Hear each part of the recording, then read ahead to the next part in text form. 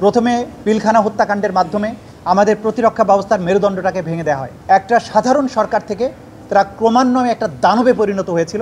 আন্তর্জাতিক অপরাধ ট্রাইব্যুনাল 1-এ শেখ হাসিনার বিরুদ্ধে, শেখ হাসিনা সহ 3 জনের বিরুদ্ধে যে মানবতা বিরোধী অপরাধের মামলা চলমান আছে, জুলাই অভ্যুত্থান চলাকালীন সময়ে বাংলাদেশে যে গণহত্যা চালানো হয়েছিল, মানবতা বিরোধী অপরাধ করা হয়েছিল, সেই মামলার দীর্ঘ প্রক্রিয়া শেষে, সাক্ষ্য গ্রহণ শেষে আজকে যুক্তিতর্ক উপস্থাপন শুরু হয়েছে। আমরা যুক্তিতর্ক উপস্থাপন শুরু করেছি এবং আজকের তর্ক উপস্থাপনের মধ্যে বিগত আওয়ামী লীগ সরকারের সময়কার যে রাজনৈতিক প্রেক্ষাপট, তারা কীভাবে স্বৈরশাসক হয়ে উঠেছিল এবং তার আগের আমলে স্বাধীনতা উত্তর বাংলাদেশে আওয়ামী লীগ কীভাবে দুঃশাসন অপশাসন চালিয়েছিল, সেই প্রেক্ষাপটগুলো আমরা তুলে আনছি। কারণ এই মামলার পটভূমি, এই মামলায় অপরাধী হয়ে ওঠার পেছনের যে কারণগুলো, সেগুলো এই মামলায় অনেক গুরুত্বপূর্ণ বিষয় বলে আমরা সেগুলো তুলে ধরতে চেষ্টা করছি। এবং এই পটভূমির বর্ণনার পরে আমরা ক্রমান্বয়ে সাক্ষ্য প্রমাণ যেগুলো উপস্থাপিত হয়েছে সেগুলো বিশ্লেষণের দিকে যাব এবং আমাদের দিক থেকে আমাদের আইনের যে সমস্ত ব্যাখ্যা আছে, সাক্ষ্য প্রমাণের আলোকে আসামিদের অপরাধ প্রমাণের যতটুকু বিষয় আছে সেগুলো আমরা তুলে ধরব। এবং আমাদের যুক্তিতর্ক শেষ হওয়ার পরে ডিফেন্সের যিনি লয়ার আছেন তিনি তার যুক্তিতর্ক উপস্থাপন করবেন এবং এরপরে মামলাটি নিষ্পত্তির দিকে ধাবিত হবে ইনশাআল্লাহ। জীবনের সব আয়োজন এখানে একসাথে।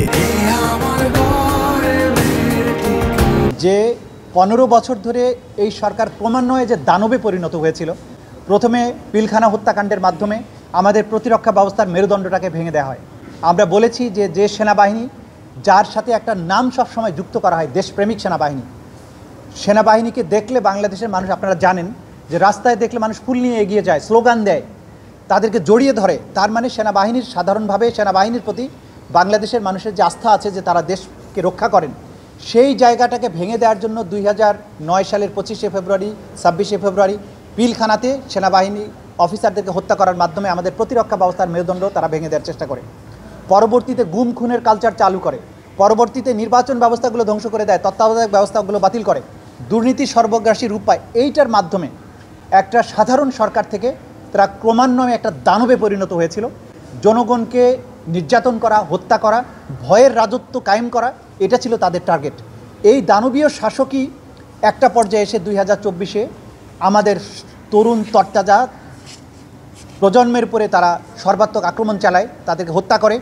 শুধু সাধারণভাবে আক্রমণ, পুলিশ দিয়ে আক্রমণ তা নয়, এখানে সকল বাহিনীকে ইনভলভ করা, হেলিকপ্টারের মতো সামরিক যান, ড্রোনের মতো প্রযুক্তি নির্ভর সরঞ্জাম, লিথাল ওয়েপন, এপিসির মতো মারাত্মক মারণাস্ত্র, এই সব জিনিস দিয়ে হত্যাকাণ্ড চালানো হয়েছে। এবং এটা হঠাৎ করে তারা করেনি, তাদের এই ক্রিমিনাল চরিত্র কিন্তু তারা ক্রমান্বয়ে পাকাপোক্ত করেই 2024-এ এসে সর্বশক্তি নিয়ে তারা ঝাঁপিয়ে পড়েছিল, যেটা আমাদের তরুণরা রুখে দিয়েছেন বলেই 2024-এর বিপ্লব হয়েছিল। সুতরাং এই বিচার করার সময় ট্রাইব্যুনালের সামনে পেছনের এই পটভূমিগুলো অত্যন্ত স্পষ্ট থাকা জরুরি।